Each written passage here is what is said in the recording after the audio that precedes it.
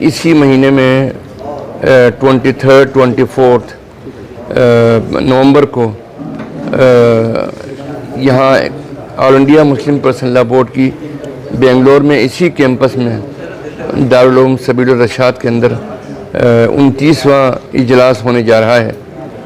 اور یہ اجلاس 23 اور 24 دونوں تاریخ میں ہوگا۔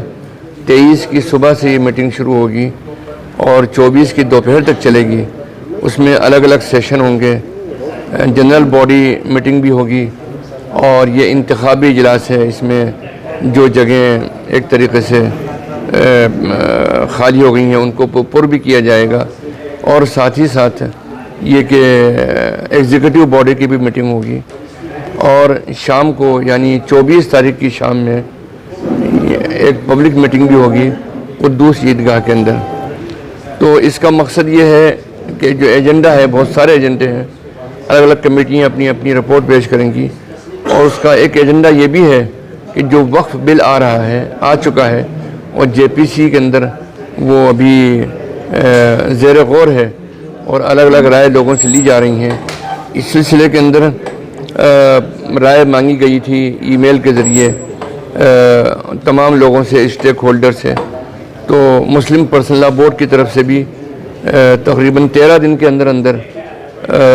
3 کروڑ اور 66 لاکھ جو ہے وہ ای میل بھیجے گئے، جس کا ہمارے پاس پورا ٹریک ریکارڈ موجود ہے۔ آنے والے وقت میں اگر گورنمنٹ چاہے گی کہ ہم نے کس ای میل سے کیا بھیجا ہے، وہ گورنمنٹ کو ہم پیش کر سکتے ہیں۔ اگر سپریم کورٹ نے بھی ہم سے مانگا تو ہم اس کو بھی پیش کر سکتے ہیں۔ مقصد یہ ہے آپ کو یہ بات بتانے کا کہ مسلمان اس سلسلے میں بہت ہی اویئر ہے اور بہت ہی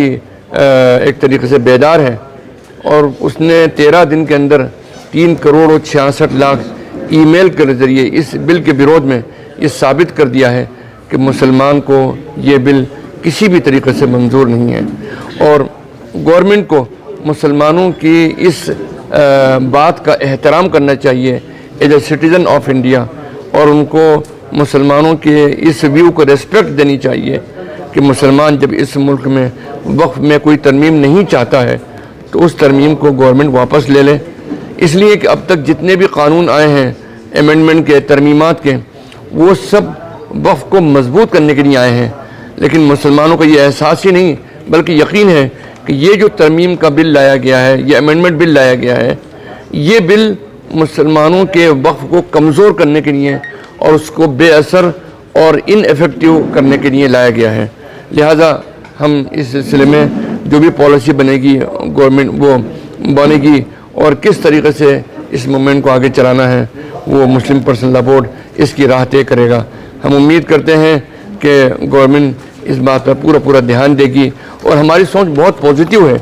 اور بہت کانسٹیٹیوشن کے دائرے میں رہ کر ہم بات کر رہے ہیں۔ لہٰذا گورنمنٹ کو ہماری بات کو دھیان دینا چاہیے، اور اس میں زور زبردستی یا پولیٹیکل انفلوئنس کا استعمال کرنے کے بجائے as a citizen of India ہماری جو جائز ڈیمانڈ ہے اس کو قبول کرنا چاہیے۔